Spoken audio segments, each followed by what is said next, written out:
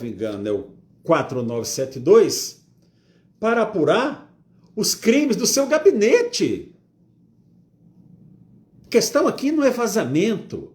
A questão aqui não é procedimento fora do rito. A questão aqui é crime. Nós estamos tratando de crime. A mesma forma que ele fez com Felipe Martins, utilizando uma reportagem do site Metrópolis. Eu vou deixar de lado o nome do jornalista, mas o órgão de imprensa, não vou dizer assim, foi o jornalista Guilherme Amado. Ele prendeu o Felipe Martins com base numa notícia de jornal que a Polícia Federal pegou, não apurou, e o delegado, o doutor Fábio Alvarez-Scholl, maldosamente abriu um inquérito, colocou dentro de um inquérito para prender Felipe Martins por 6 meses por absoluto abuso de poder e capricho do senhor Alexandre de Moraes. Como da mesma forma, ele não solta o Daniel Silveira. Mas o que fez o Alexandre de Moraes? O que ele fez? Ele disse que foi da revista Fórum, a notícia do dia 15 de agosto, e continua. Ele diz, olha, narrativas fraudulentas, tal. Aí ele começa, na parte decisória, ele diz o seguinte: o vazamento, estou com a decisão aqui, estou lendo, com marca-texto. O vazamento e a divulgação de mensagens particulares trocada entre servidores dos referidos tribunais, que são o TSE e o STF, se revelam como novos indícios da atuação estruturada de uma possível organização criminosa que tem por um dos seus fins desestabilizar as instituições republicanas. Veja, organização criminosa, como disse Gustavo Gaia no vídeo dele, se nós formos analisar a Lei 12.850, tem estruturada no gabinete do ministro. Essa que é a verdade que tem que ser dita. Mas olha o que ele faz aqui, pessoal. Ele tira o corpo. Ele tira o corpo. Ele abre o inquérito dizendo que são mensagens particulares trocadas entre servidores. Não são mensagens particulares, ministro. É o seu juiz auxiliar, doutor Ayrton Vieira, né? Esse é o nome? Doutor Ayrton Vieira, orientando o perito Eduardo Talhaferro a alterar um relatório. O que pressupõe que ele já tinha feito um relatório, o senhor não gostou e mandou alterar. Isso é crime, ministro. Quando o perito atua na forma que ele estava atuando como funcionário público, é crime de alteração, falsificação de documento público. E do artigo 297 do Código Penal, é isso, né, Ezequiel? Ou então a falsidade ideológica do artigo 299. Então nós estamos tratando, pessoal, nós não estamos tratando com ralé, nós não estamos tratando com batedor de carteira, nós estamos tratando com o ministro da Suprema Corte, que tem levado, eu disse da primeira entrevista, depois que eu aposentei, 26 de setembro de 2022, não se falava de eleição. Entrevista para Augusto Nunes, Paula Leal, Fabiana Barroso, Jorge Serrão e Marco Antônio Costa. Eu disse para eles, olha, esse ministro vai levar, ele está pilotando o avião que vai colidir e vai levar o Supremo Tribunal Federal junto. Imagina, setembro de 22, não tinha feito ainda 5% de tudo que ele já fez até aqui. Então esse cidadão, ele tem que ser expurgado do serviço público. Essa é uma realidade que nós estamos tratando. Não se trata de procedimentos fora do rito. Se trata de crimes praticados pelo senhor ministro Alexandre de Moraes e por seu gabinete e por seus assessores. Ele está tirando o corpo fora, tentando tirar. Bora falar de outra coisa, o Conselho Nacional de Justiça. O Partido Novo ingressou com representação contra os 2 juízes auxiliares. Um é desembargador, mas fala juiz auxiliar. Doutor Ayrton Vieira e o outro, qual é o nome dele? Lembra aquele, vai lembrar o nome. Marco Antônio Martins Doutor Marco Antônio Martins Vargas. O que o ministro corregedor do CNJ disse? Arquivou de plano a representação, dizendo que eles estavam amando do ministro Alexandre de Moraes. Portanto, ele não tinha jurisdição, porque o ministro Alexandre de Moraes, o CNJ não tem. O CNJ é o órgão logo abaixo do Supremo Tribunal Federal. Perceberam? O CNJ diz, não, eu não posso apurar a conduta do juiz, porque eles fizeram amando de Alexandre de Moraes. Alexandre de Moraes abre o inquérito e diz, olha, são mensagens particulares. Malandragem, né, ministro?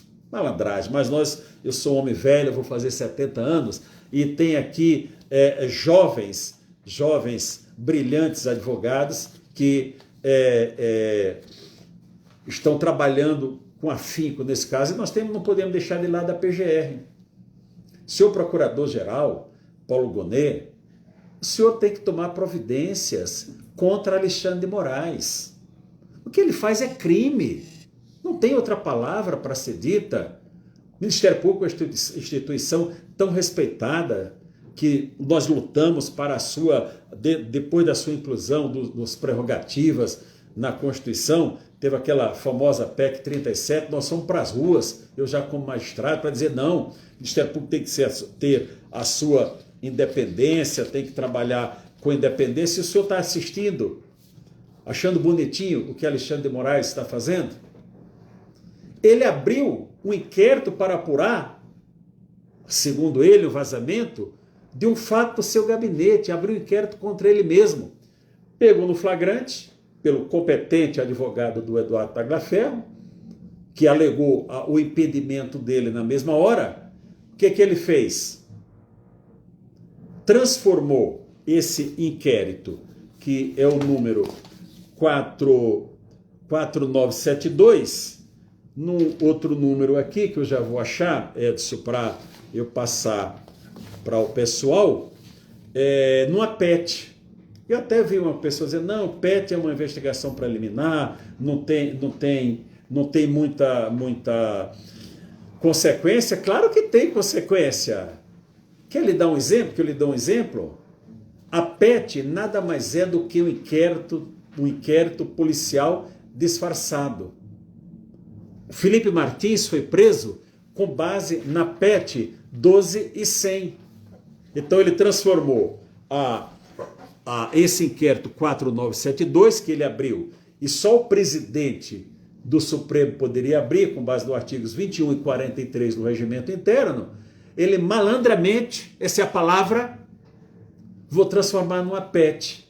E a PET é a 12.936, e algumas pessoas embarcando, dizendo, não, a PET é uma coisa mais leve. Que leve? É um inquérito policial travestido. É um inquérito policial travestido, com outro nome. Volto a dizer, Felipe Martins foi preso com base numa PET. Isso é uma coisa de menor importância? Não é. Então, meus nobres, está aqui, 4972, estava procurando, era logo o documento seguinte. O primeiro é o 4972 e o outro é o 12.936. Ele mandou, está publicado nos jornais, embora nós não encontramos no inquérito e na PET, mas está publicado em todos os jornais, que ele mandou, disse o seguinte: proceda a Secretaria Judiciária a reautuação deste inquérito na classe PET, distribuída por prevenção ao inquérito 4781. Estão entendendo o que está acontecendo? Vamos tratar do 8 de janeiro e deste caso, emendando com o 8 de janeiro. Já estou falando quanto tempo aí, meu amigo? 30 minutos? Jesus amado, eu vou para o encerramento. Veja bem, o ministro lançou uma nota, o seu gabinete, eu estou com a nota aqui, lançou uma nota dizendo, olha, que tudo foi feito dentro da realização de relatórios, tudo foi feito dentro da legalidade, porque eu era ministro lá, ministro cá. Então eu vou aqui, olha, para essa PET 4879, onde ele afastou o governador do Distrito Federal e determinou a prisão preventiva de todas aquelas pessoas do 8 de janeiro. E o que ele faz na sua parte final da decisão? Está longa, pessoal, mas é necessário que a população seja esclarecida. Na parte da decisão, ele diz o seguinte: o primeiro item da decisão ele afasta medidas cautelares, perda de função pública e tudo mais, afasta o governador do federal e vai. Aqui, ó, tá aqui marcado, diz, no item 2, determino ainda, o quê? Determina ainda o quê? Item 8, determino, doutor Ezequiel, item 8, ele diz o seguinte, olha, determino ao Tribunal Superior Eleitoral sobre a coordenação do assessor da presidência, Eduardo de Oliveira Tagliaferro, olha o Tagliaferro aqui, dia 8 de janeiro de 2023, que utilize a consulta e acesso aos dados de identificação civil mantidos naquela corte, o TSE, bem como de outros dados biográficos necessários à identificação e localização de pessoas envolvidas nos atos terroristas do 8 de janeiro. Os dados deverão ser mantidos do sigilo necessário. Então vejam, quando ele determinou a prisão em flagrante das pessoas do 8 de janeiro, a responsabilidade passou para a Polícia Judiciária. Quem é a Polícia Judiciária? Neste caso, a Polícia Federal. A Polícia Federal fez o flagrante, um flagrante irregular, absurdo, ilegal, abusivo, mas estava cumprindo ordem do todo-poderoso ministro. Eu não via muita margem para os policiais federais não cumprirem. Mas na mesma decisão, ele já manda o Eduardo Tagliaferro, que comandava aquele órgão de censura do Tribunal Superior Eleitoral, que deu tantas medidas contra o presidente Bolsonaro na eleição, ele já mandou o Tagliaferro fazer relatórios de forma indevida. Isso foi dentro de algum procedimento? Não foi dentro de um procedimento, porque essa competência, atribuição, era da Polícia Federal, acabou, a Polícia Federal faz a sua investigação. Então aquela historinha de que, olha, mandou ofício, requisitando, tem requisição não, tem uma determinação, e veja o absurdo da prepotência desse senhor. Ele diz, determino ao Tribunal Superior Eleitoral. Ele não disse que é a pessoa do meu assessor lá do TSE. Ele, como ministro do Supremo, determina ao Tribunal Superior Eleitoral, onde ele era presidente também. Olha, só o plenário do Supremo Tribunal Federal pode determinar alguma coisa ao Tribunal Superior Eleitoral, dentro de um devido processo legal, de uma ação que esteja lá tramitando. Então, esses abusos do senhor Alexandre de Moraes, eles têm que acabar. Eu volto ao deputado Gustavo Gaia. Nós estamos tratando aqui sobre liberdade. Não estamos tratando sobre prefeitura de São Paulo. Eu estou me lixando para quem vai ser o prefeito de São Paulo. Tá certo? Que Deus faça o melhor para a população. Tá certo? Mas nós estamos tratando sobre liberdade. Pessoal, nós temos que ter foco. O foco são esses dois projetos de lei, essas duas PEC que estão na CCJ da Câmara dos Deputados.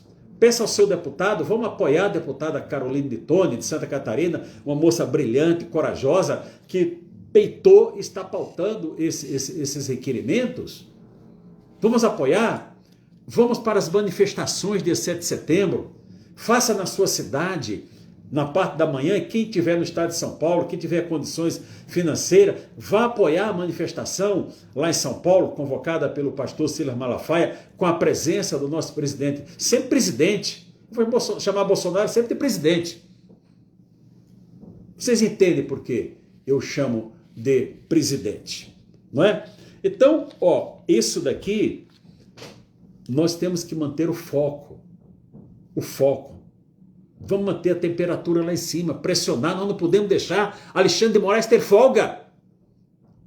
Se ele tiver folga, ele pratica outro ato arbitrário contra qualquer pessoa. E não é questão de encerrar o inquérito 4781 e 4874. É encerrar e mostrar tudo que tem lá dentro. Quantas pessoas foram investigadas que nós não sabemos? Eu posso ser um investigado, eu não sei, é tudo secreto. Processo secreto é coisa de ditadura. E nisso daí, o plenário do Supremo Tribunal Federal tem responsabilidade. Por quê? Porque referendou, disse que era legal. 8 de janeiro, o plenário ressalvando os ministros André Mendonça e Nunes Marques, que disseram, não, isso daqui não é competência do Supremo Tribunal Federal. Os demais, os outros 8 concordaram com Alexandre de Moraes, foram 9 votos, dizendo que a competência para esse absurdo. Vocês perceberam? Eu voto na decisão de 8 de janeiro, quando ele diz que são os terroristas. Então é o lawfare, é o sistema judicial sendo utilizado para aniquilar inimigos. Esse cidadão, ele é uma excrescência no nosso sistema jurídico nacional. Eu falo isso sem nenhum medo, não tenho medo de você, Alexandre de Moraes. Não tenho medo. Eu sei o que estou falando aqui com base, olha, onde eu estudei e apliquei por 30 anos, 11 meses e 5 dias. Não vai ser você que vai me dar lição jurídica, porque você é um violador da Constituição Federal. Eu vou para o último item, mas antes aqui alguém pergunta assim, eu vou deixar para o final, porque contextualiza. Então tirei aqui e vou para o último item. Eu vou usar Alexandre de Moraes contra Alexandre de Moraes. Ok? Anotem aí. Anotem aí.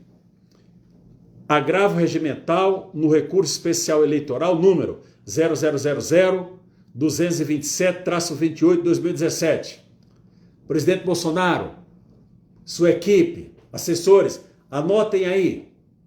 Essa decisão foi tomada no dia 18 de março de 2021. Está aqui, eu imprimi, ela está aqui. Por unanimidade. Unanimidade. Com o voto de quem? O voto de Alexandre de Moraes. Que era o caso concreto. O Ministério Público Eleitoral, numa cidade, eu não vou dizer o estado para preservar, mas quando os senhores entrarem vão constatar, pediu uma diligência.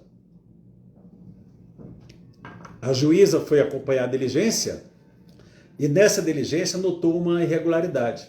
O que ela fez? Ela fotografou. Passou para a Polícia Militar, está todo o processo.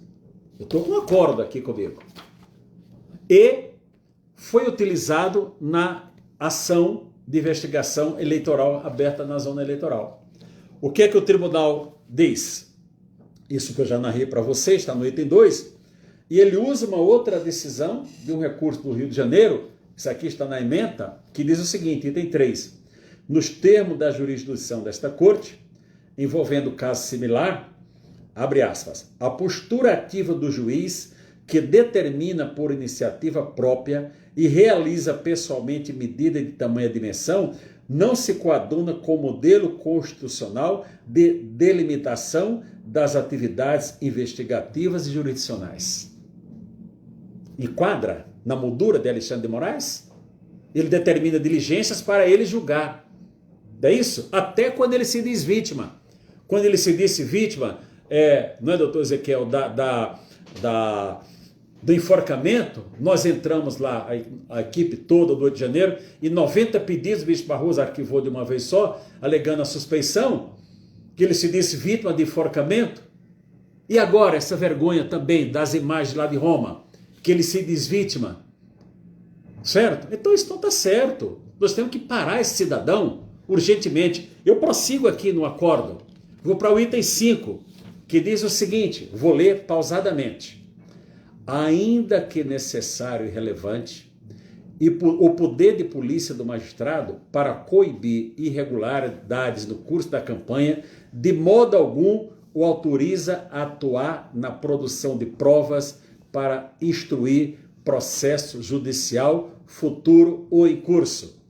Campanha eleitoral de Bolsonaro 2022. Vocês estão entendendo o que eu estou falando? Conseguem entender o que eu estou mostrando para vocês aqui? É isso. O meu papel nessa nação é lutar por justiça e liberdade. Justiça e liberdade. Eu não me calarei. Esses atos todos de Moraes, lawfare, uso do sistema de justiça para aniquilar, ou seja, eliminar o adversário, tem que parar imediatamente. Imediatamente. Teve uma pergunta dizendo aqui, na verdade é uma notícia, né? Saiu no Globo: Barroso nega impedimento de Moraes no caso do vazamento das mensagens. No entanto, Barroso, ao rejeitar o pedido, afirmou que não há elemento suficiente que justifique o afastamento do ministro. Para Barroso, a atuação de Moraes no caso não apresentou indício de parcialidade ou de interesses pessoais que pudesse influenciar suas decisões. Ministro Barroso, pelo amor de Deus, o senhor é uma pessoa que eu respeito.